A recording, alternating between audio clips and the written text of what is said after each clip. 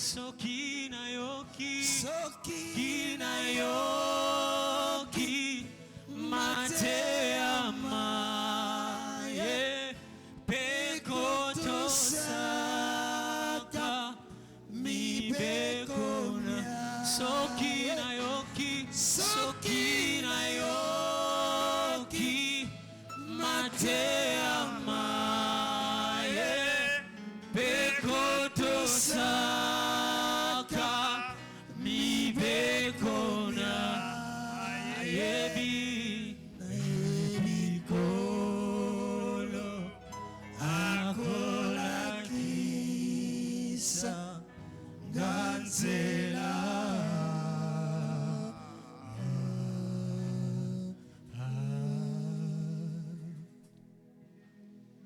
Oui, Seigneur, sois élevé, sois béni. Sois glorifié ce matin, Père de gloire. Nous te bénissons, Seigneur, toi qui nous as aimés. Et par ton amour, tu nous amènes dans ta maison pour nous parler. Pour que nous puissions te parler, t'adorer. Seigneur, sois élevé. Nous nous remettons entre tes mains en ce moment. Pendant qu'il est l'heure où tu veux nous parler. Nous te demandons, Père, de disposer nos oreilles spirituelles. Donne-nous, Seigneur, la sagesse, le discernement. Que nous puissions comprendre ce que tu veux nous dire ce matin. Bénis chacun de nous. Sois avec mon frère, ma soeur. Que ta gloire éclate dans sa vie. Par le nom glorieux de notre Seigneur et Sauveur Jésus-Christ. Amen. Amen. Alléluia. Zambi azamalam. Amen. Bien-aimé, tofongoli ba Bible na biso. Nakati ya Hébreux chapitre 12, na verset 28. Hébreux chapitre 12, verset 28. Nalingaka litangi ya liboso to tanga yango biso nyonso. Alléluia. Soki bokoko telema muke to tanga liloba ya Nzambe bofandi mwa mingi batu bazo yemba bino bofandi otelema nanu muke. Hébreux chapitre 12 verset 28. Tokotanga biso nyonso 1 2 3. C'est pourquoi, recevant inébranlable, montrons notre reconnaissance en rendant à Dieu un culte qui lui soit agréable, avec piété et avec crainte. Tout répéter en golissousou. C'est pourquoi, recevant un royaume inébranlable, montrons notre reconnaissance en rendant à Dieu un culte qui lui soit agréable, avec piété et avec crainte. Amen. Amen. Tofandi. Hallelujah. Nzambe atibiso na royaume oyo ninganaka te. Royaume oyo bangaka eloko te. Royaume oyo eza likolo ya biloko nyonso, likolo ya ba royaume nyonso. Kuna nde atia yo. Kuna nde atia ngai. Yango azoloba. Tozala bo bazo reconnaître. Baoyo bazo reconnaître bolamu na ye. Nini asali katina vina yo na vina ngai. Toza la reconnaissance mes bien-aimés. Alléluia. Bible zo bisabiso na kati ya d'abord thème na biso ezali montrons la reconnaissance à Dieu. Montrons la reconnaissance à Dieu. Tozionga na passage autorité kotanga. Tola kisa reconnaissance bo. Comment on peut dire ça, Lingala? Reconnaissance. To koyeba bolamo ya Nzambe. Hallelujah. To la kisa koyeba bolamo ya Nzambe. Sengeli to yeba yango, to yeba bolamo ya Nzambe, la reconnaissance. Bible zo bisabiso na kati ya Ephésiens chapitre 2, verset 8 na 9 que biso toza oyo tozobika na kati ya ngolu ya Nzambe. Il dit je vous ai choisi. C'est moi qui vous ai choisi. Je vous ai choisi pour que bokota na kati ya sali lobiko. Ngamu tunapona kibino. Mutu moko te amikumisa lobino ngai pona kitoko na ngai, pona molai na ngai, to pona za Congolais, po to na za mwindu nde Nzambe amemi ngai na royaume na ye. Non. eza faveur. La Bible appelle ça une faveur imméritée. Yo ozolaki na esika ya mabe, ozalaki mosika na ye, me ye na souveraineté na ye aponi yo. Amemi yo na royaume na ye. Alléluia. Donc, comme il est à tolote, oh ngai naza mondimi, nga naza mosali, moni biso to sambela kat. Oui, tu l'as fait. C'est le travail que le Seigneur te donne. Mais quand le baptême ngai naza sauvé parce que naza boy, parce que naibi ko yemba, parce que naibi ko teya, parce que naibi ko sala boy. Te. Ezapona ngolu ya nzambe. Donc, être sauvé, c'est un don de Dieu. Et c'est ce que tu reconnaître yango. Alléluia. Et c'est ce que tu reconnaître oyo kozala sauvé. Lobi ko tozana ngo. Eza nzambe apesi biso. To reconnaître que nzambe ye mutu apesi biso lobiko. Ye mutu amemi biso na ndako na ye. Ye mutu alongoli biso bisika tozalaka na kati ya boumbu. Esika tozalaki na libulu ya kufa. Ye mutu aluzwi biso kuna mes bien-aimés. Reconnaissance. Mon Christ nyos. Eska nyos wazali esengeli abika bomo ya reconnaissance. Abika bomo ya koyeba bolamo ya nzambe. Toute notre vie comme chrétien. Tozana devoir ya ko reconnaître bolamu ya nzambe, ya ko reconnaître nini nzambe azali, nini asalaki. Hallelujah. Tolobi mwana nyonso ya nzambe. Sika ndenge tozabana ya nzambe, ngai na yo, to reconnaître à tout moment, à chaque seconde, nzambe. C'est une façon de l'adorer aussi. Ko reconnaître yeza ko adorer ye. Zako gumba melaye no yondo salinga boy, yondo tiboy, yondo hallelujah. Alors, balobi reconnaissance ezali gratitude, c'est-à-dire oyo souvenir oyo zo memayoko yeba nini bolamu zwaki. Un souvenir des bienfaits reçus. C'est ça la reconnaissance. Donc, vous se rappelez, c'est ça la reconnaissance au fait. Nzambe azwanga yende apona ngai, yende amemanga na ndako na ye, yende a choisir ngai, yende azobatela ngai, yende azosala ngai boya azopesa ngai santé. Donc, un souvenir, tu te souviens de ces bienfaits que le Seigneur t'a fait. Définition de Zali, c'est un acte par lequel on reconnaît qu'on a reçu quelque chose. Un acte par lequel on reconnaît qu'on a fait quelque chose. Et là, quand on sala, on reconnaître, sali acte, on reconnaître que oizwaki eloko moko songolo. Et on la santé, et on la mbongo, et on la bilei, et on la esika ya kofanda. Mingi bazwaka sika ya kofanda te azotelengana. Oyo babengaka ba sans abri par exemple. Mais yoza na abri na yo. Esengeli oza la reconnaître pas ya nzambe. O reconnaître que ye mutu apesi yo esika wana. Ye mutu eti oza la na esika ya kobomba masuki malili ye, suki mvule beti, suki moye beti makasi, oza na esika ya kobatama. Biba musu bazana esika ngote. Soki mbule beti akoluka na se anzete akosoki nzete za wana soki nzete zate moyete bamusu balala kana kati ya mituka oyo esi kufa. Alors reconnaissance là. Donc souvenir ya koyeba bienfait oyo zwaki. Balobi c'est une considération. Donc reconnaître eza considération. Ozo mona mutoya a salio bolam opesi esika na kati ya motema na yo. Tu lui donnes une place dans ton cœur. Soyez en tout cas, ni te cela je ne serai pas ici. Ni te cela. Donc ozo pesa ye estime, ozo pesa ye lukumu. Donc reconnaissance avec Dieu, ozo pesa ye lukumu. Ozo reconnaître le kwa salaki.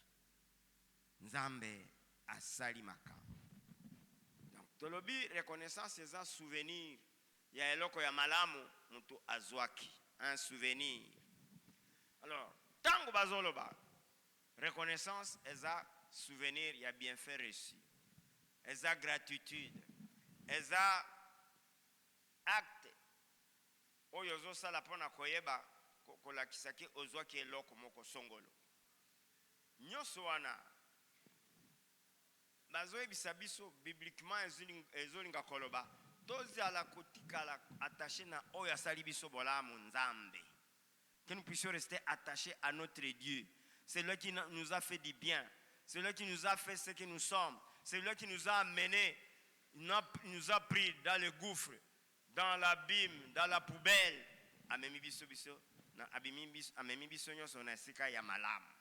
C'est ça ce que la Bible veut dire. Alléluia. Bien-aimés, la Bible nous parle. Beaucoup de gens, beaucoup de serviteurs qui ont reçu les bénédictions de la part du Seigneur et qui ont posé un acte. Bible ezobisabiso ezana batu oyo bazwa mapamboli ya Nzambe. Oyo bazwa ka ba bienfait ya Nzambe. Alléluia. Oyo bazwa reconnaître Nzambe asali nini na bomwe na bango. Et bazo poser acte de reconnaissance. Il y a beaucoup de ces gens ayebi Nzambe te. Mais okomona kolekela acte wana ayeko kota koyeba Nzambe kondima ye. Bo asalelie eloko oyo akobosa na te na vie na ye. Abikisi par exemple na malade, a sauver un accident ou bien asali eloko moko oyo azaki ko zelate. Alors, cet acte l'amène à pouvoir faire un souvenir, à se souvenir tout le temps. À ça, l'acte à se rappeler. À Zongeli, à Zolobano, à Kosal Lanzambio. C'est un acte qu'il fait pour toujours se rappeler ce que le Seigneur lui a fait. Ezana Bamusus, Basali Nzambe, Basalaka, souvenir, Oyo, qu'on se rappelle, Nini Nzambe Asali. La Bible nous le montre. Tu peux ces exemples qu'on a katé à Biblia, Oyo, comme on a katé à Luc, chapitre 17, comme dans verset 11, 17. Nakosenga mama nangai José Mabwakas a tanga. Bon pesa un micro. Tu le dis Luc chapitre 17 verset 11 à 17. Alléluia. Ça passage tu es bien bien. Zambia s'appelle qui to tanga ngolisus. Jésus se renda à Jérusalem, passé entre la Samarie et la Galilée. Comme il entrait dans un village, dit le prévert à sa rencontre. Se tenant à distance, ils élevèrent la voix et dirent, « Jésus, Maître, aie pitié de nous. » Dès qu'il les eut vus, il leur dit, « Allez vous montrer au sacrificateur. » Et pendant qu'ils y allaient, il arriva qu'ils furent guéris. L'un d'eux, se voyant guéri, revint sur ses pas, glorifiant Dieu à haute voix. Il tomba sur sa face aux pieds de Jésus et lui rendit grâce. C'était un Samaritain. Jésus, prenant la parole, dit, « Les 10 n'ont-ils pas été guéris? Et les 9 autres, où sont-ils? » 18. Ne sont-ils trouvé que cet étranger pour revenir? Ne s'est-il trouvé que cet étranger pour revenir et donner gloire à Dieu? Alléluia. Nous connaissons cette histoire dont nous parle la Bible. Dit le pré, batuzomi ya maba. Bazalaki na maba. Quand il y a un lépreux dans un village, souvent, on les met dans l'isolement. Alors, Bible le dit, Yesu azalaki kokende Galilée aleki akomi na mboka moko ba lépreux bamoni azoya wana ye oyo bazolo ba yo abikisaka ba pusani esika azali. Bible lui na mosika ba pusana ki pene na yete na mosika babandi koganga Yesu mwana Nzambe bikisa biso kolo ayokaki mongongo ayokaki mbela bagangaki crier au Seigneur. Et tango Yesu ayoki mongongo alobibo bokende komona ba sacrificateur. Parce qu'à l'époque dans la coutume juive, ezalaki soki mutu aza na lèpre soki azana lepre ezobika bamoniki bandiko aussi les obika, il faut akende komona ba sacrificateur ba statue que réellement abiki.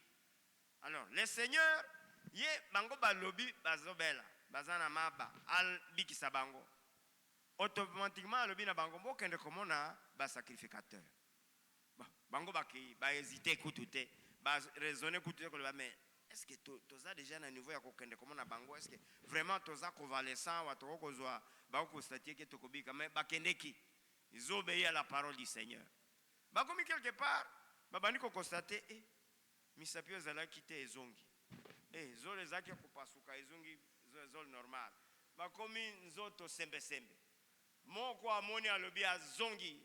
La Bible dit l'un d'eux est rentré brusquement amoni ngai allez azongi eskaya Yesu ayebisaki ye akende pa ya ba sacrificateur ba mususu ye akei akanisi ke ba mususu ba ozolanda nzokande bango batikali na kiliba soki bakendeki wapi toyebite soki balandaki nzela akende pa sacrificateur toyebite Bible ezoloba te mais oyo azongaki akomi pa ya Yesu azongaki azokima akei pa ya Yesu Yesu amoni alibi ndenge nini onabiki naza bien ambo ok bozalaki boni bozaki zomi n'est-ce pas neuf oyo baza wapi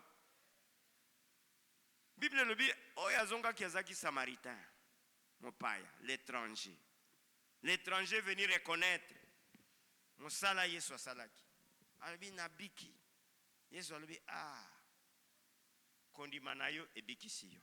Alléluia. Kondima na yo ebikisi yo. Tout étranger qui a la foi est sauvé. Ngai na yo toza ba étranger na mboka ya bayuda mais kondima na biso ebikisa biso. Alléluia. Ebikisa biso. Mutu ya mamba un samaritain qui n'était pas compté parmi les juifs bazalaki mwana Israël te azwaki grâce. Tebite soki boyo ba kendeki kuna maba na bango ezongaka Bible ezoloba te mais comme la Bible dit Jésus a dit ta foi t'a sauvé. Ta foi t'a guéri. Peut-être bamswana kondima na bango ezongisaki peut-être nazoloba ce n'est pas la Bible qui le dit. Alléluia. Et il a eu la guérison. Il a été guéri. Nzam Yesu agangi alobi mais osalaki ebele ndenge nini yo moko kando ozongi alobi ce n'est pas possible. Bien aimé yeba ete tozala ko reconnaître na lobi mu Christ nyonso il faut reconnaître bolamu azui epai ya Nzambe. Alors soki o reconnaître yango te Nzambe akokamu il va s'exclamer dit mais comment moi ça ne reconnaît même pas ce que j'ai fait de lui, comment ma soeur maman telle a reconnaître te, comment papa te ekope se mao abi batu ya libanda bazozo alobi ko yo mtu wakati ozo reconnaître te. Nous les enfants de Dieu nous devons reconnaître, nous devons poser l'acte de reconnaissance, l'acte de reconnaître les bienfaits que nous avons reçus du Seigneur, ce qu'il a fait de nous. Yango balobaka na biso mikono nyonso soki Nzambe yanoli yo soki abikisi yo kende otatola na lisanga ya Nzambe. C'est une façon de reconnaître ozola kisaki yende aza lobiko yende aza mobikisi eza devoir mon bien-aimé esengeli yo mondimi esengeli ngai mondimi naye bako reconnaître ko yeba souvenir ya eloko ya malamu Nzambe asaleli ngai. Nalobi soki ozangi ko reconnaître oyo zwaki ezokamwisa Nzambe. Nabikisi ye tala na pamboli na mbongo tala na sombeli ye elamba tala na pesi ye boye bana na balongi na classe mais azo reconnaître te azo yeba te, vraiment ça ne va pas et ça peut bloquer vos bénédictions. Jour musuzo kosenga asali nete yo kite azaka ingra bebike mutu oyo soki ozokabela ye azo reconnaître te prochainement ko kabela ye te, vrai ou faux? On peut essayer le côté parce que bon il ne reconnaît pas bon amonaka bola ya mutu asaleli ete okokende konyo comme alors que tu pourrais peut-être être sauvé. Alors le Seigneur nous demande, nous enfants de Dieu, tout ça là qu'exercice wana ya korekonetre bolamu ya nzambe. Haleluya. Bible lobi moko ya babeli oyo baza kobela azongaki akimi mbangu ake kopesa komilakisa epe ya mutu oyo abikisi ye. Tala na biki osalinga boye. Bible lobi il est parti glorifiant le Seigneur. Haleluya. Akendeki azokumisa nzambe azo adore et puis aya kwema bolongo liboso ya Yesu sans dire mot. Yesu comprendre que mutu oyo ayeko pesa merci, ayeko reconnaître bolamu oyo na sali, bolamu oyo na sali. Mutu ya maba oyo abikaki nazo présumer que ye atunaki avi ya baninga te kotuna bango te sikoyo tobiki to sala nini ye kaka sur les champs akimi akei koyebisa oyo abikisi. Et cela l'a valu une grande reconnaissance, mes bien-aimés. Une grande reconnaissance. Alors, tous à la kozela te ono ngai bon na uti hôpital c'est vrai yeso bikisi ngai pour témoigner esali une année et ko sala 6 mois ou bien ko yakutute totika yango tozana devoir munene soki nzambe asali eloko ya malamu zonga epena ye pesa ye matoni pesa ye merci reconnaître bolamu oyo nzambe asali na bomoi na yo. Haleluya. Nalobi eza bato oyo bayebi nzambe te oyo ba reconnaître kaye comme c'est le prix. Azaki koyeba Yesu te, azaki mwana Israël kutu te, mais il est celui qui est venu reconnaître bolamu azui. Ba oyo ceux qui étaient des juifs qui soi-disant sont au droit, avaient droit au miracle, ne sont pas venus reconnaître. Donc, nous devons nous mettre à cette place. Nous devons reconnaître. Alléluia. Bien-aimé, Bible zoebisabiso. Deuxième exemple, yabaoyo bazo reconnaître nzambe. Nini bazui pa ya nzambe. Et puis nakati ya Bible ezoloba oyo reconnaissance bazo basali eza ekotika leko bana kosalema mikolo nyonso. La Bible nous le dit dans Lévitique chapitre 23 na verset 9 à 10. Batoyo bako reconnaître que nzambe asali bango eloko moko songolo et puis bazongi bayeko pesa ye merci. Alors le Seigneur dit ceux-là doivent le faire, sont mes enfants. Vous devez le faire à tout moment. Maman tangela biso nakati ya Lévitique chapitre 23 na verset nango 9 tina 10.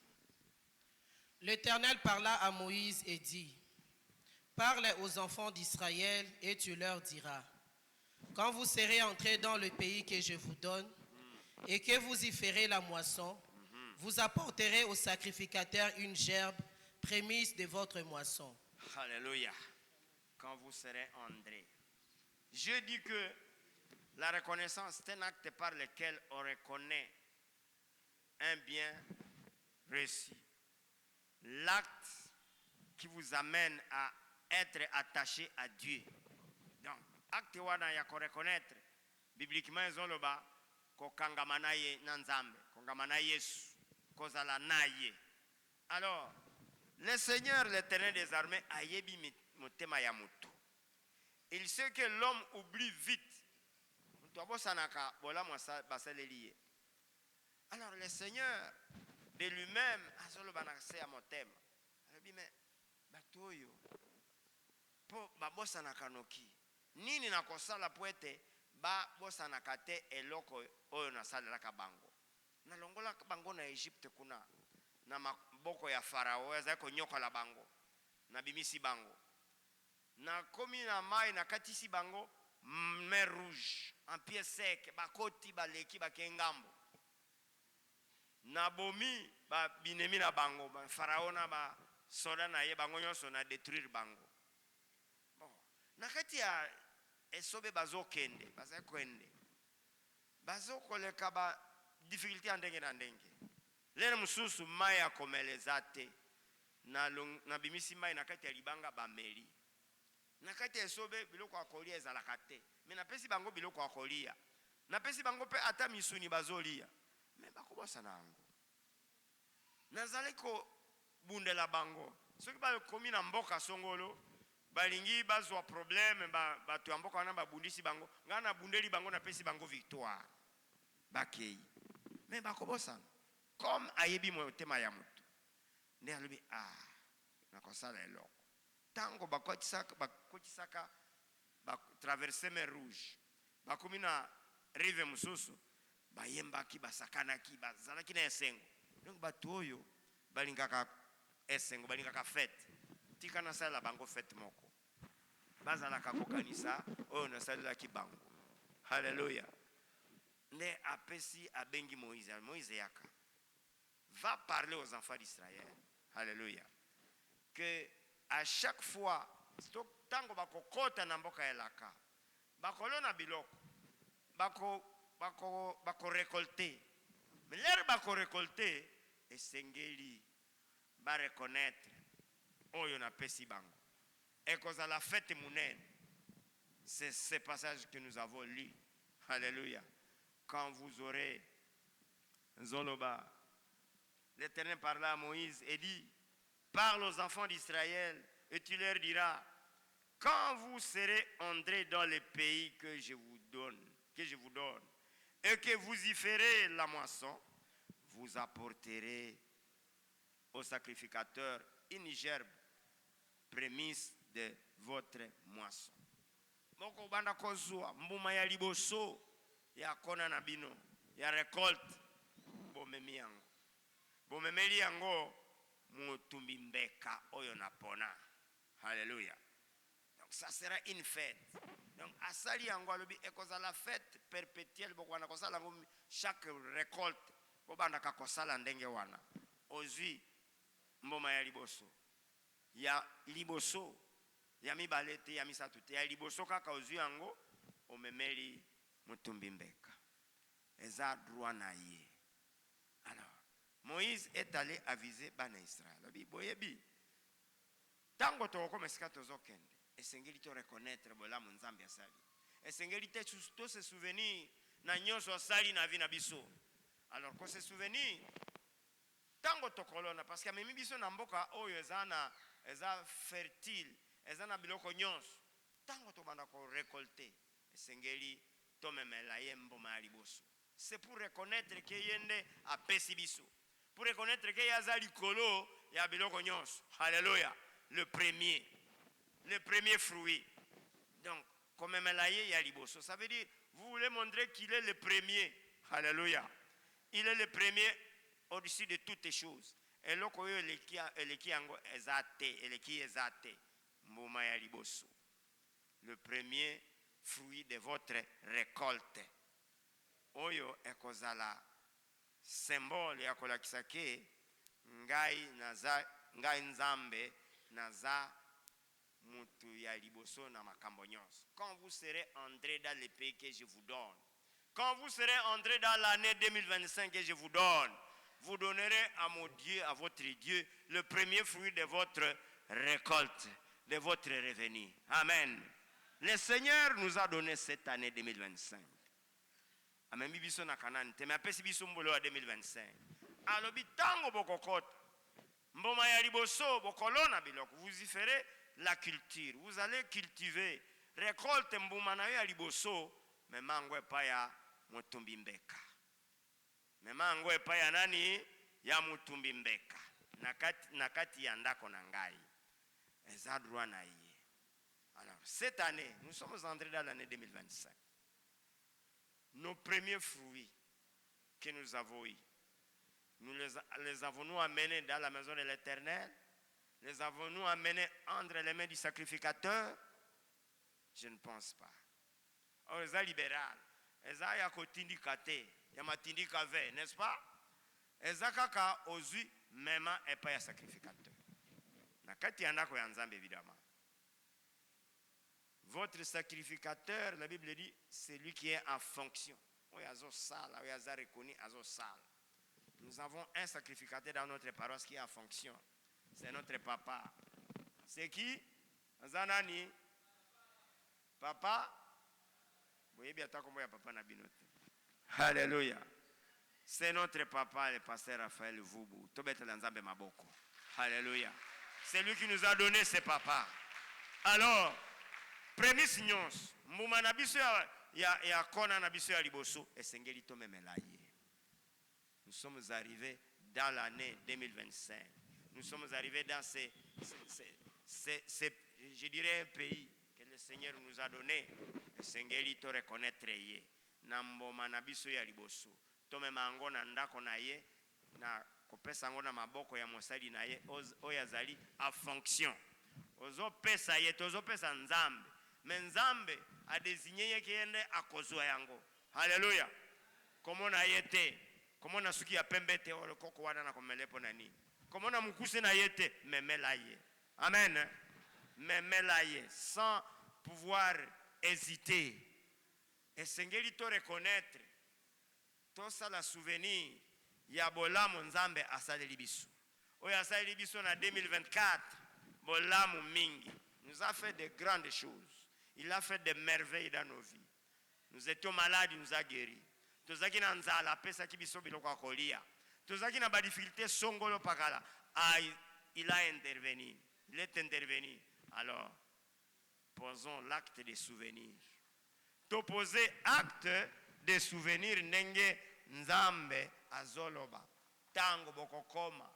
Quand vous serez arrivé dans l'année 2025, vous allez travailler, vous y ferez la culture ou les champs, vous serez dans vos bureaux, vous allez vendre les premiers produits que vous aurez amenés dans ma maison. Et puis le Seigneur nous donne, à ce ça biso ba mesure. Ce n'est pas dire que le coup là n'a vu sac mobimba ya los, na même sac pas ya mokambi. Ce qui est simbabi na motema na yo même. Mais le Seigneur dit appelle d'abord gerbe. Hein? Gerbe ya cause la matembele et cause la ndunda. Puis ceux qui zamade suzwa corbeille, ceux qui zalo suzwa corbeille, ceux qui zani tia na kati ya corbeille memela memango et pa nzambe pour na reconnaître oyo asali prémisse. Les premiers produits de la terre ou du bétail ou bien de ton salaire ou bien de tout ce que tu as comme revenu. Il a dit de tout ton revenu. Mais mayango. Sans hésiter, j'ai dit, sans demander des conseils. Le prélat n'a pas demandé l'avis des autres pour aller dire merci à Jésus-Christ. Pour aller se montrer à tout le qui a vu à Moutoute. Koutou a kende qui a kokima. Mbang. Et tango ele katena zala ya liboso ko pesa ye. Nous devons être les premiers à donner. Alléluia. Comme les prémices, Esaïe numéro 1, Esaïe liboso, yo pesa la liboso ya kopesa. Ne tardez pas ono nazozela tata mwasi ndi akopesa ngai ndingisa, nazozela noko, bien nazozela papa ayebisangana kende kotika. Non. De toi-même. Promptement ok opesi. Amen. Opesi prémisse na yo. On ne viendra pas vous dire non, yo sala, yo pesa boy. Toi-même, eza témoignage ozo sala, eza adoration ozo sala. Tant que ozo adorer nzambe, batindi kakayote, on ne te pousse pas. Osala kango de vous-même. Alléluia. Osala kango de vous-même. Pour avoir les prémices, pour avoir la moisson, il faut avoir travaillé. Tu as travaillé. Celui qui n'a pas travaillé ne peut pas avoir ça. Alors, ce verset aussi nous donne une ligne de conduite pour la vie na biso sengeli to sala. Pour reconnaître le Seigneur, il faut avoir travaillé et avoir les premiers fruits. Tu n'auras pas les premiers fruits si tu n'as pas travaillé. Mais tu me diras, mais les voleurs aussi travaillent, non? Pour aller voler, ils travaillent. No one has na quand il y a Satan. Il ne faut pas le considérer. Mais toi, tu fais le travail du Seigneur. Ce que vous allez, ceux qui ont été ligablo, soit na wenze, soit na balabala zote kama tembele. Sur le travail que le Seigneur t'a donné. Alléluia. Et c'est ce travail qui te nourrit. C'est par là que tu attrapes eloko ya kole sabana, eloko ya kufuta la bangu minerval, eloko ya ko reconnaître bola monzambe asali okozonga kawana. Nous sommes appelés à travailler. Si nous ne travaillons pas, nous n'aurons rien à amener comme prémisse. Et la Bible dit, celui qui ne travaille pas ne doit pas manger. Effectivement, on collie à terre parce que tu n'as rien, tu n'as rien récolté. Tu vas manger quoi? Tu ne travailles pas. C'est ton travail qui te nourrit, n'est-ce pas? Et c'est Dieu qui donne le travail. Il te donne la force, te donne l'énergie, te donne la sagesse, l'intelligence. Yako sala musala ozo sala. Ezala yako kata makala. Ezala yako lona bilanga. Ezala yako sokola bilambana kati ya ba parcelle. Ezala yako repasser, ezala na bureau, ezala wapi. C'est le travail que le Seigneur t'a donné. Il faut qu'on remercie na musala wana. Alléluia. Parce que oza clochard te. Nandimiete awe, il n'y a pas de clochard dans cette maison du Seigneur. Il n'y en a pas. Le Seigneur so toza basali. Tosale laka nzambe. Apesa kabiso musala. Tosalela ye. Alléluia. Notre Dieu. Mais notre Dieu a des principes. Azana ba principe na ye. Ce qu'on a dit ba principe, okozwa suite, okozwa eyano. Ba principe na ye za mingite. Mais alobi mbuma ya liboso, le premier principe. Tu amènes le premier fruit de ta production. Yami bale azolinga ke bana na ye oyo tozali tozala ya liboso kwa agir. Donc omemi ozana mbumano ya liboso. Mais le kola ozamana nzambe alobi ozala ya liboso kwa agir. Donc on ne te pousse pas, toi-même tu y vas. Comme c'est le président, comme je dis, il est allé promptement. Ça qu'on lui dise maintenant, va dire merci au Seigneur. Ou bien non. Instinctivement il est parti. Toi aussi, tu dois jouer dans cet instinct pour aller faire ce que le Seigneur te demande. Yaliboso. Ok, kopes. Kozala mutoyo bazo tinikate. Ozala pe yaliboso kopesa. Donc, soko opesi yaliboso ozape muto ambo kopesa, ozola kisake onazo pesa nde azali kolo ya biloko nyonso. Celui-là qui me conduit, celui-là qui m'a fait entrer dans son royaume. Celui-là qui me donne tous ces dont j'ai besoin. Ceux qui nous en lamba yem toazo pesa ngai. Ceux qui kolia yem toazo pesa. Tika azala liboso. Alléluia. Bazoloba prémisse. Eza ça ne doit pas être aliéné. C'est-à-dire okoko zoa prémisse na yo. Balobi ça ne doit pas être aliéné ou différé. Tokotanga ngona kati ya Ézéchiel. Ça ne doit pas être aliéné. C'est-à-dire, Ezali est loko soko zuyango. Quand le baptême qu'on a changé, au lieu de même madesu, na comme matembele. Au lieu de même pondu, na comme bekalakas. Pondu, madesu. Amen. Loso. Mbongo. Ça ne doit pas être aliéné. Ça ne doit pas être différé. Différé, ça veut dire ozi angolelo, ozeli 1 mois de opes, bien 2 mois, on a konde kopes aka. Dis ça, amen. Alors, biso wana nzambe tozelaka, coup d'avoir. Oh, nano balobi te topesa ba prémisse na kozela. Non, la Bible interdit ça. Dis amen. Qui c'est où tu vas amener, à qui tu vas donner. Donc, kozela te ba ibisayo, même ma prémisse. Na se rappeler Bambula mingi, papa Nabiso, papa Raphaël, a Selamandaka. Mikolonyo, il faut toter à séminaire à prémisse. Il faut tout ça chaque année. Mais toter ango pendant plus de 5-10 ans. Bato bozala kakaka toter ande bopes. Zape biete. Et sengeli topes ango. Sengeli topes. Balobi Nabiso. Oyo prémisse. Ezali eloko est santu. Il est saint. Il ne doit pas être aliéné. Il ne doit pas être différé. Et il est affecté ne doit pas être affecté ailleurs. Non. Et eza eloko consacré. Eza consacré par Nzambe. La prémisse est sainte. Tout en yango nakati Ézéchiel chapitre 48 verset 14. Cette histoire est sainte. Maman Rokotanga.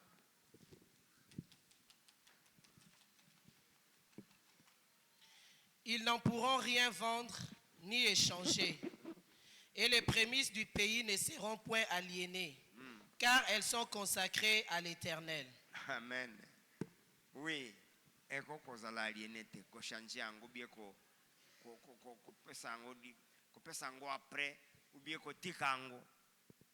Tu dois donner. Balmi prémisse. Elles ont sanctifié reste à production. Ce que pesi ango eko pambola acte osali wana eko pambola oyo production koya parce que zalaka bambo mayaka okomona ebimi ba plante muso bani ezo pesa ba fleur ezo continuer ko pesa ba fleur ba plante muso bani ko pesa donc bambo manano ekomi komélité nazo tala elanga ya madesu nazo tala elanga ya loso ndenge ezalaka oyo kokauka koto oyo kokauka bokoti yango kuna muso bandi ko ezo bima ezo continuer ko pesa ba fleur alors oyo kokauka na liboso wana ti yango ekomi prémisse. Alléluia. Tia yango na corbeille. Soki eza saki mobimba komema saki mobimba te zwa corbeille tia mesiri yo kolinga soki molimo ya Nzambe simbi yo opesa saki wana pesa.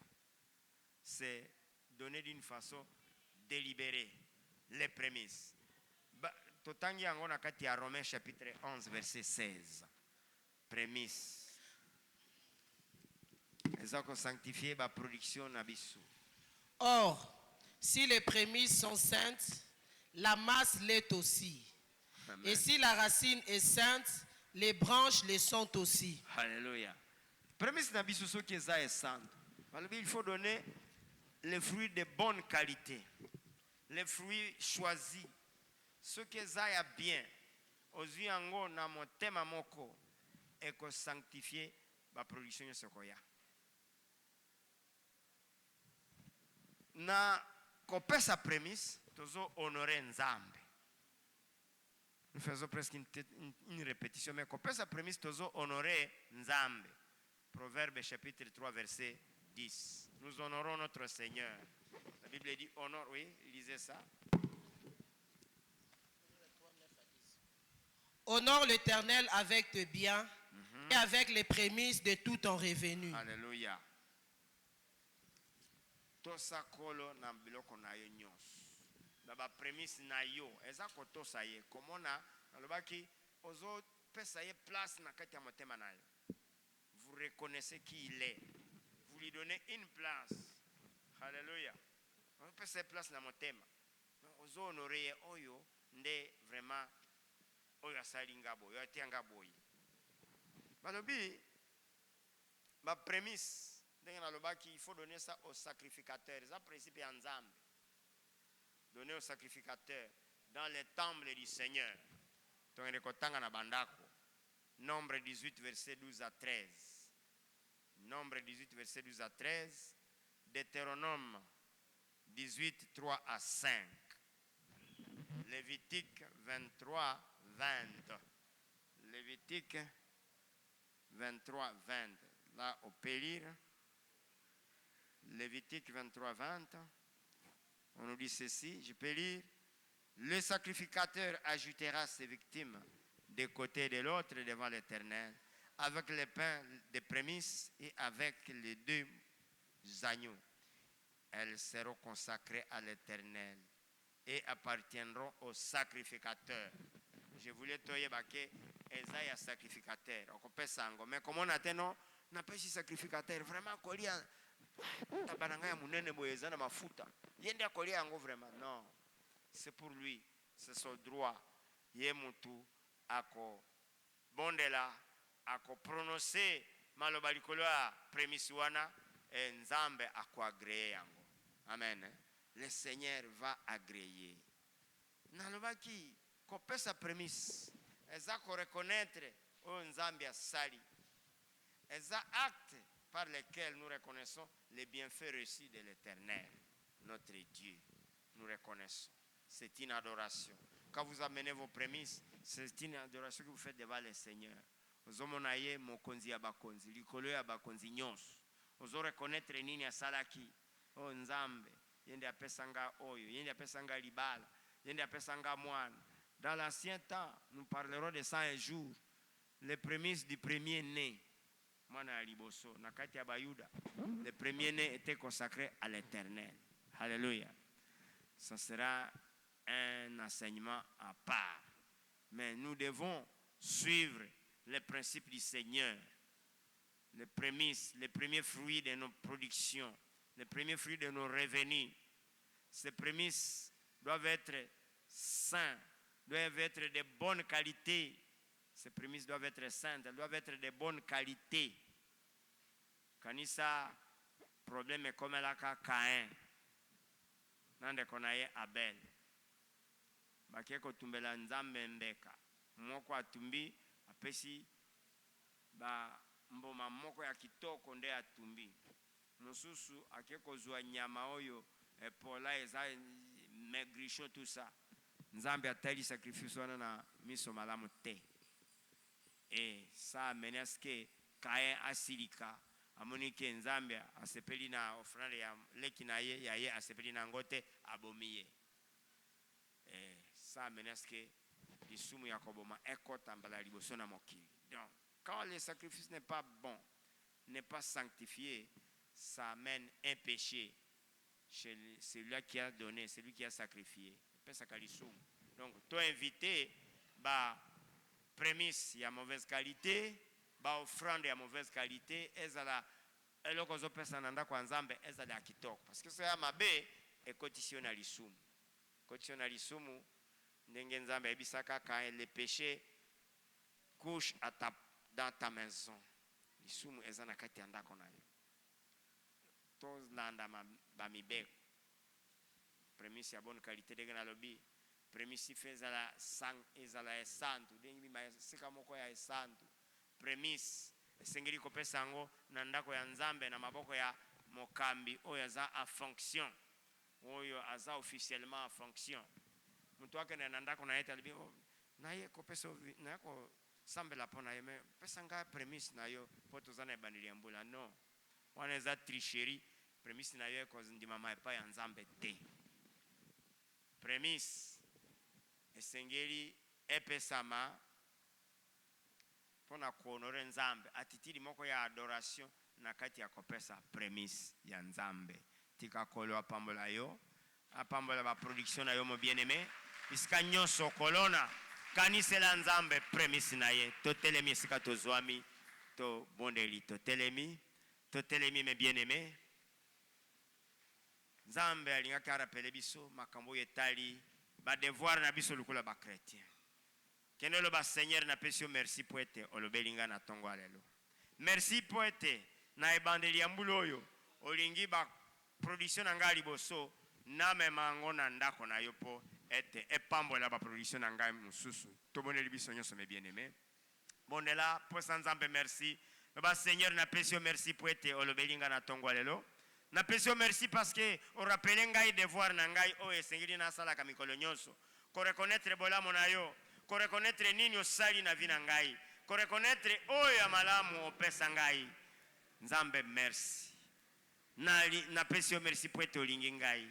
Olingi na tikala na kati ya molili te. Nazala oyo azana kati ya pole na yeba oyo olingi osala. Merci pour la molimo santo. Alléluia. Oui, Seigneur des Seigneurs, nous te disons merci. Nous te disons merci, Seigneur Jésus. Nous te disons merci.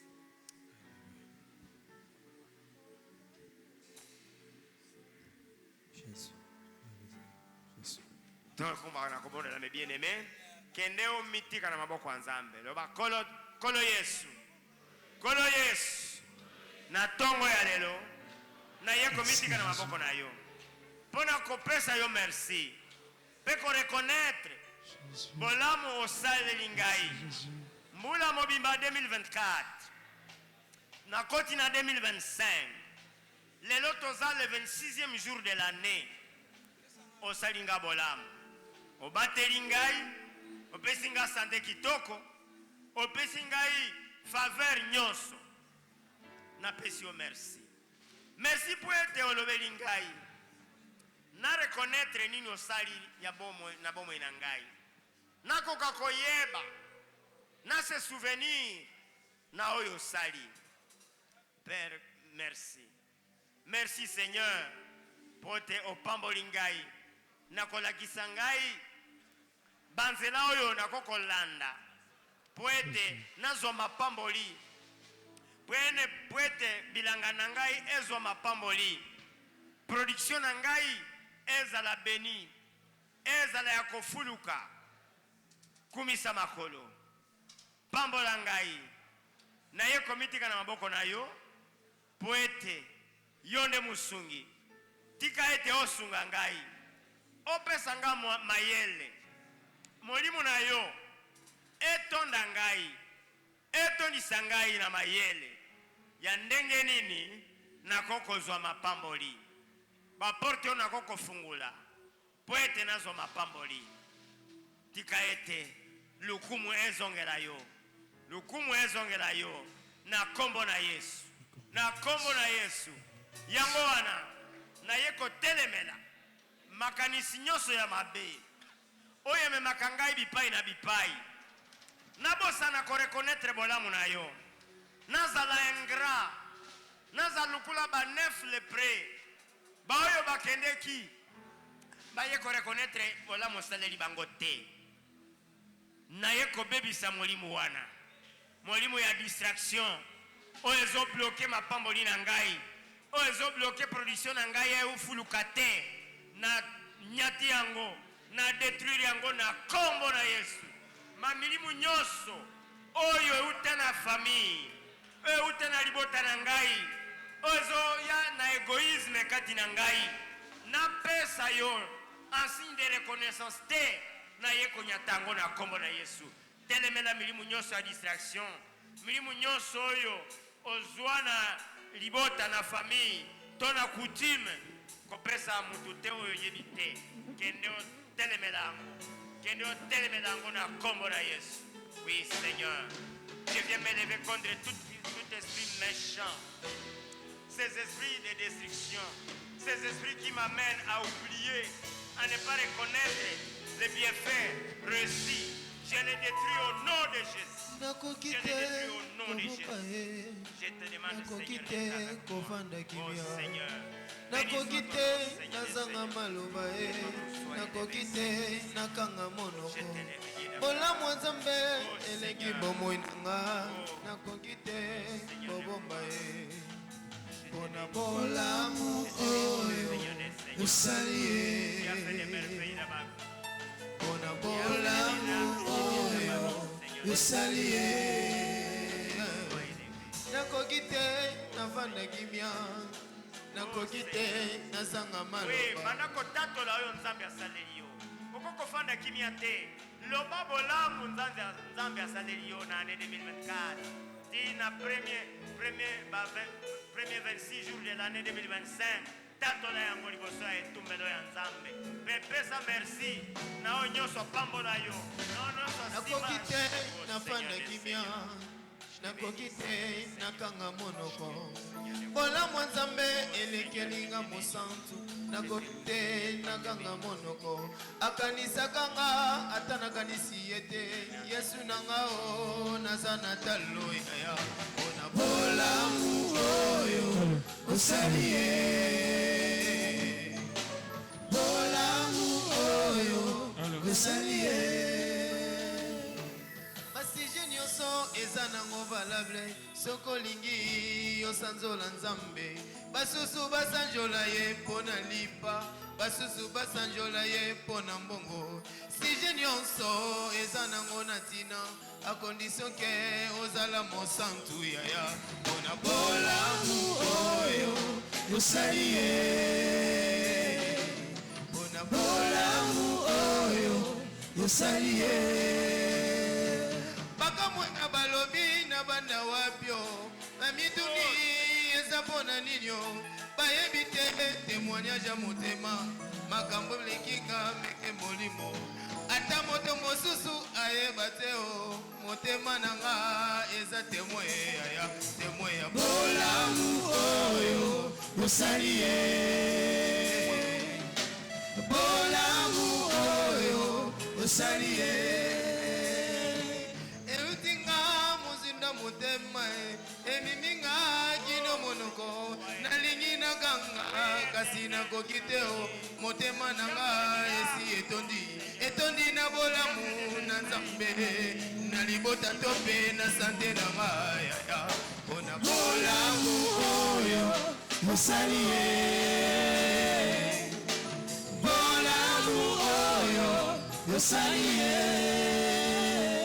eutinga mozinda motema ebiminga kino monoko nalingi nakanga kasi nakoki te o motema na nga esi etondi na bolamu na nzambe na libota to mpe na sante na nga yaya bolamu oyo osali ye bolamu oyo osali ye bakamwenga balobi na banda wapio na mituni eza mpona nini o bayebi te témoignage ya motema makambo emekinga meke molimo ata moto mosusu ayeba te o motema na nga eza témoin ya bolamu oyo osali ye ya bolamu oyo osali ye yawe yawe olongi motema na nga olongi yo motema yawe yawe olongi motema na nga olongi yo motema yawe yawe olongi motema na nga bien-aimé kendo mitika na maboko ya kolo yeo ya longi motema na yo yeo ya sali makambo ya kokamwa kendo mitika na maboko na loba Seigneur naza na sika mususu te ya kokende neko mitika na maboko na yo kolo bolamu oyo osali na vi na ngai makambo eza ebele nakokotanga yango te oh Seigneur na ye ko reconnaître loba tatola proclamer liloba wana na kati ya liboso ya kolo mon bien-aimé. Alléluia. Oui, Seigneur des Seigneurs. Dieu d'Abraham. Yahweh, Yahweh, olongi motema na nga, olongi yo motema Yahweh, Yahweh, olongi motema na nga, moto ya kanda kanda azwa douceur a mon Yahweh. Olongi motema na nga likambo mwelekeli nga kasi nalobi salani Yahweh Yahweh Yahweh olongi motema na nga Yahweh olongi motema na kata motema Yahweh olongi motema na nga moto ya kanda kanda azwa douceur a mon Yahweh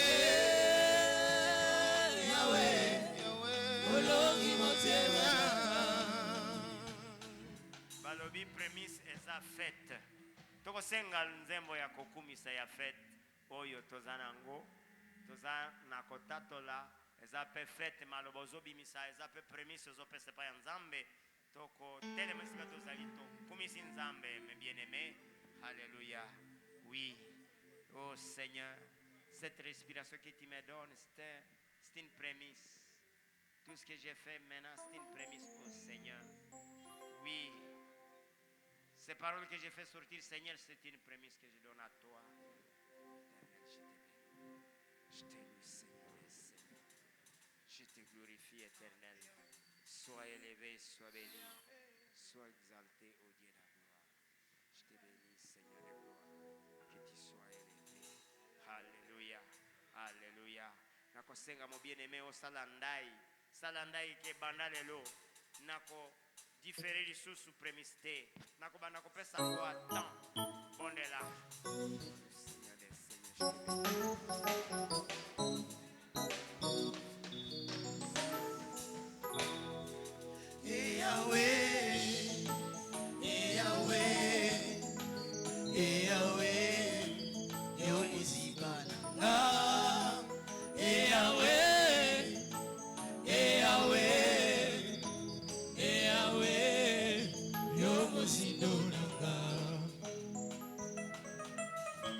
Jésus, alléluia.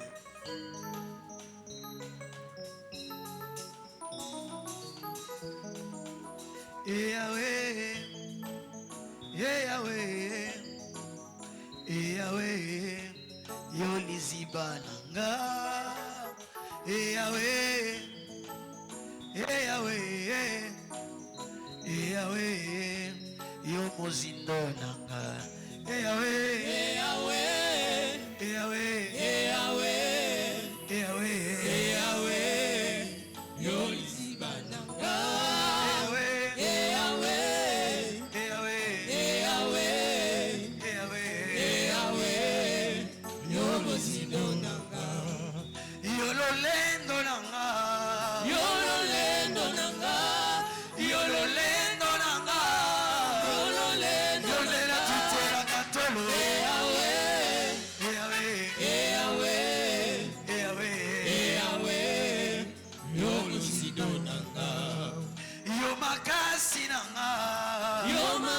Sinanga, yo makasi nanga, yo makasi ya mitumba nanga.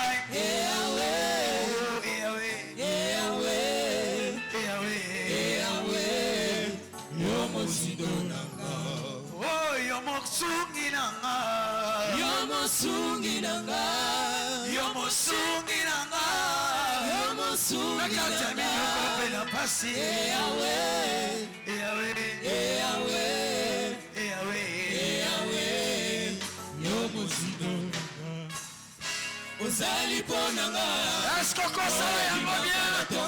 Katola yango yo solo. Eyano na mikakatano.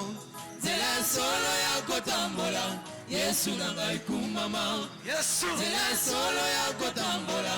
Yesu nanga ikumama. Ozali ponanga. Moye bimakana to. Ozali ponanga. Yesu. Eyano na mikakatano.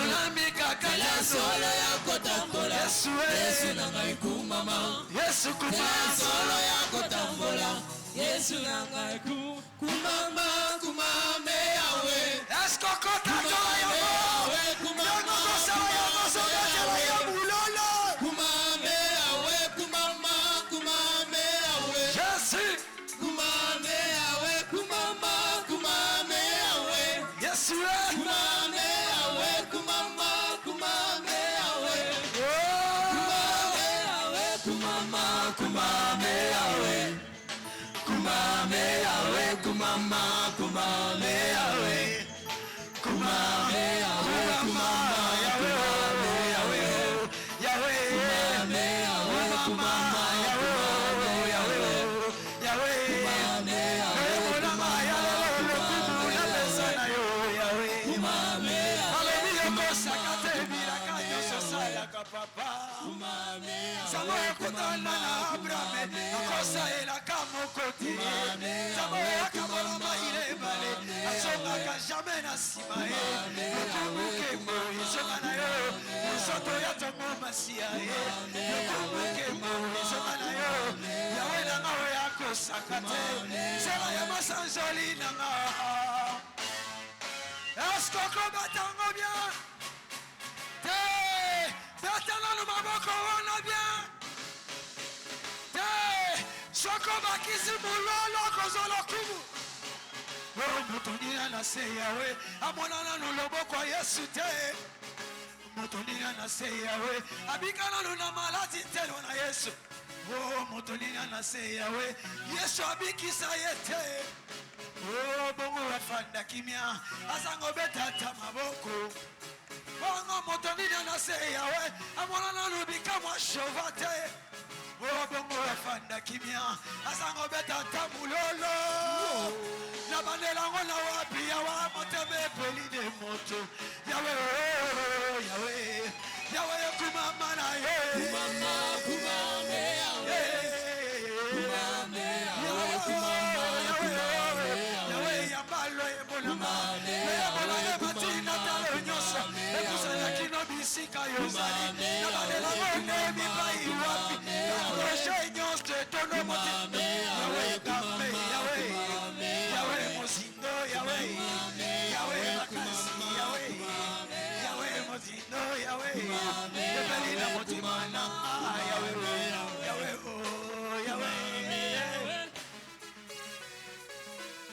Asko kobetala no mulala Yesu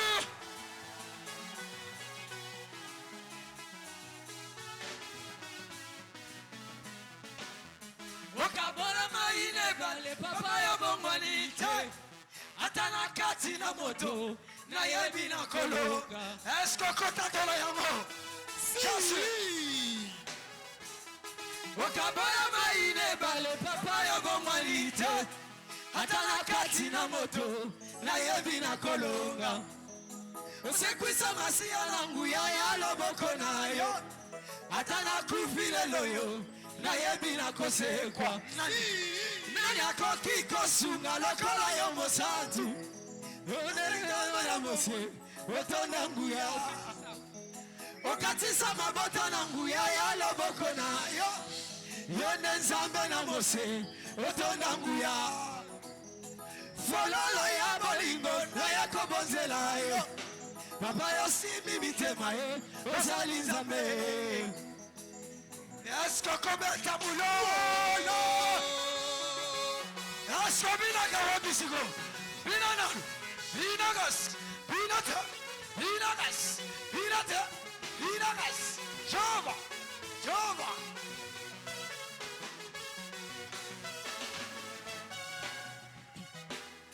Wachifulu tabutumbisha bana waniweyo Chiro boneti makinda Yesu ni champion Esko kota tolo yango Jova Bisa tabina kao Tabina kao Wachifulu tabutumbisha bana waniweyo Chilo boneti makinda Yesu di champion Alléluia. Alléluia. Oui mon bien-aimé. Ezana requête moko eyelingana motema tango tozo bina kuna. Tokende ko sambela tosenga pa ya nzambe. Kolo tosengi na mbula oyo. Ba production na biso fuluka. Tozala bo bazana production minene ezala musala ozo sala. Ezala na bisika nyoso obima le premier biloko nyonso ezala premier na kati ya musala bondela mo bien-aimé senga prémisse nyoso ya yo ezala premier mon Dieu mon roi. Seigneur, nous venons près de toi ce matin. Nous te demandons, Dieu d'Abraham, que tu nous as parlé, que tu dois être premier. Nous te demandons, Seigneur, cette année, que tout ce que nous aurons comme production, tout ce que nous aurons comme travail à rendre, tout ce que nous aurons comme activité, qu'il soit le premier. Qu'il soit le premier dans nos vies, dans nos familles, dans là où nous travaillons, dans les bureaux, dans nos activités professionnelles. Oh Seigneur, agis parce que tu es le premier. Que nous, tes enfants, nous soyons les premiers là où nous sommes. Bénis nos avoirs, bénis nos projets, bénis nos progénitures, bénis toutes nos activités par le nom de Jésus. Par le nom de Jésus. Alléluia. Alléluia. Oui, Seigneur, nous te rendons grâce. Nous te remercions parce que nous savons que tu es le premier. Et que nous qui sommes de toi, nous qui sommes dans toi, nous sommes premiers par le nom de Jésus-Christ. Amen. Amen. Bête la colombe boko mes bien-aimés. Alléluia. Oui. Oui. Nakati ya kondima nyonso, tika nyonso, tika bisika nyonso kokende oza premier. Biloko nyonso za la premier na kombo na Yesu. Amen. Tozana ndeko na biso Anderson. Azo rendre grâce pa ya Nzambe. Oyo abatela kiye na accident. Wapi Anderson abatelaki ye. Il était mourant. C'était na veillée il y a 24 décembre.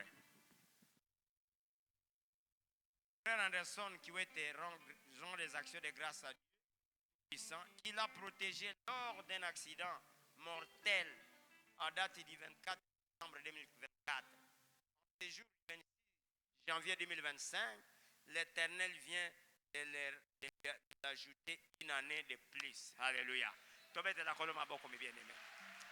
Le Seigneur l'a protégé. Nzambe alinga kite mosali na ye azwama na likama te. Akende avant silisambula na ye, lui a fait terminer l'année. Totia maboko na biso likolo, tobondela pona ndeko na biso Anderson. Oyo abikaki, il était mourant en tout cas. Ce qui expliquait ndenge esalemaki na moto, motari akufaki. Lui est resté et azoka ka ingrati nini blessure na kati ya lokolo. Tosambela mes bien-aimés. Seigneur de gloire, remettons notre bien-aimé qui vient reconnaître les bienfaits que tu as fait dans sa vie, les bienfaits réussis. Il était mourant, cet accident était pour sa mort, mais tu n'as pas permis que la mort puisse l'atteindre. Il y a seulement qui l'a protégé, mais celui qui le conduisait a trouvé la mort sur les champs. C'était à deux, il n'y a que lui qui est sauvé. Seigneur, nous te disons merci parce que tu dis les tiens seront toujours protégés. Il l'a protégé. Bénis-les, sois avec lui. À ce jour où il célèbre son anniversaire de naissance, j'espère que tout soit nouveau dans sa vie, que sa vie puisse aller de l'avant, que tout ce que tu as fait pour lui les années passées, tu le réalises dans les années qui viennent. Tu l'as protégé, tu lui as donné la force, tu lui as donné l'énergie, tu lui as donné l'amour de te servir. Seigneur, que les années qui viennent dans sa vie puissent être florissantes et qu'il puisse continuer à te servir par le nom glorieux de notre Seigneur et Sauveur Jésus-Christ. Amen. Alléluia. Tozana ba mususu balingi basa l'action de grâce na bango. Tozo invité couple Aaron et Luz Gardis.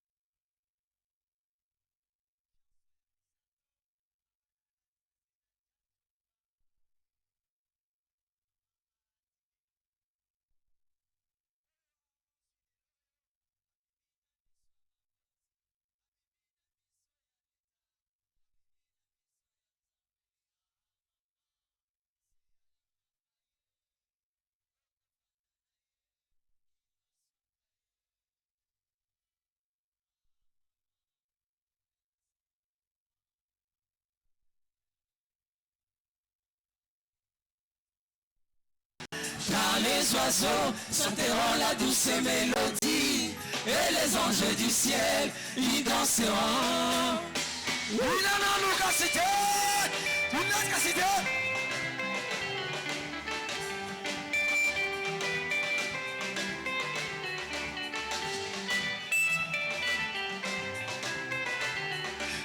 Soki moninga bali Sepela, moninga su Ezaya soki ye, moninga bali Sepela, sepeka Ezaya ye, oh ninga bali Sepela, Yesaya nani Ezaya ye, lelo bali Sepela, oh Ezaya ye.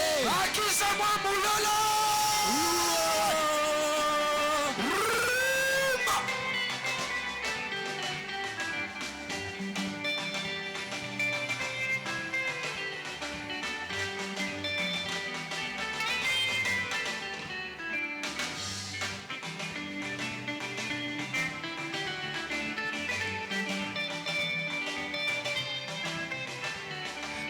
soki moninga bali Sepela, moninga su Ezaya ye, soki moninga bali Sepela, Yesaya nani Ezaya ye, soki moninga su Sepela, Yesaya nani Ezaya ye, lelo bali Sepela, Yesaya nani Ezaya ye.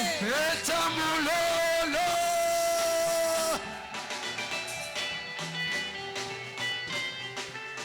Amen. Amen. Oh, eza libala ya yambo ya 2025, n'est-ce pas? Et pambola maki le premier mariage de 2025. Teko kopambola ya mibale mais oh ezala kinde ya liboso ya 2025, n'est-ce pas? Amen. Que le Seigneur vous bénisse. Alléluia. Tubengi couple mususu. Bozonga. Oyo babala kipe na 2025 oyo. Eza couple Jean-Paul Esther Misenga.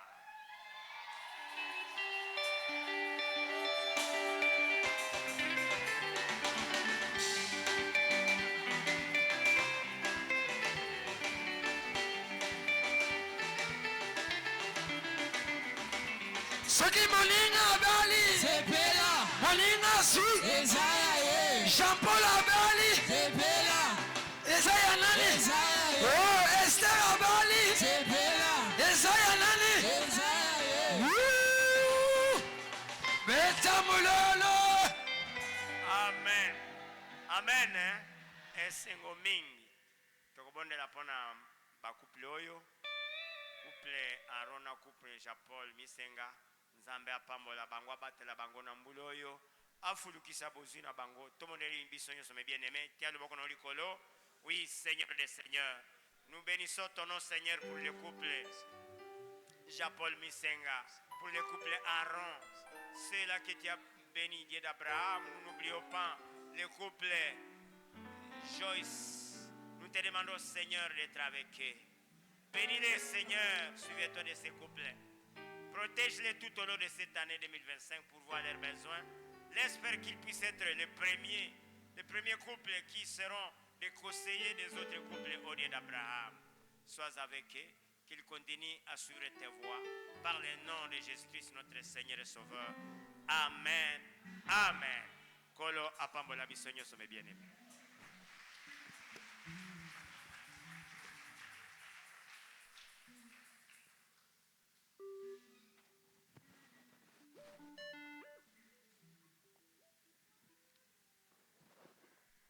Amen.